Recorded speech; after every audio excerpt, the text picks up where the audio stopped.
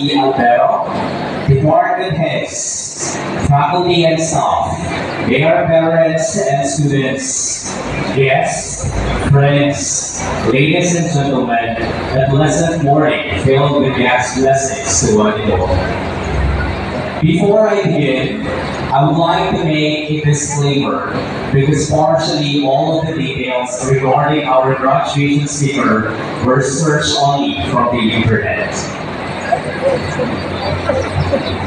I just wish that my research is accurate and factual. One thing for sure, he is well known and loved in our town and district. Indeed, it is my distinct honor to introduce to you our esteemed graduation speaker for today's gathering. His name echoes the essence of service, dedication, and compassion. Allow me to introduce him by the letters of his nickname, Hoy. H stands for Honorable. Our graduation speaker exalted a character of quality that made him unique, which manifested by all his achievements and the field he had chosen. O stands for Outstanding Public Servant. Our speaker was 29 years of age when he won as congressman of the 1st Congressional District at the May 9, 2022 national elections.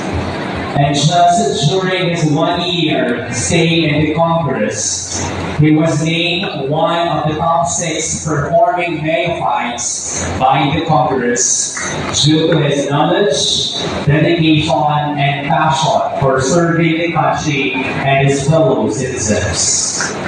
And his 1 year in Congress, he had already passed 442 bills. An act reducing the optional retirement age of government workers from 60 years to 56 years. An act instituting the use of digital technology and the public education system. And an act enhancing the continuing professional development of Filipino professionals, to name a few. R stands for ravishing. Well, it is undeniably true that our speaker had a ravishing look. I bet that everybody here will agree if I say that he is the J.M. de Guzman of the 1st Congressional District.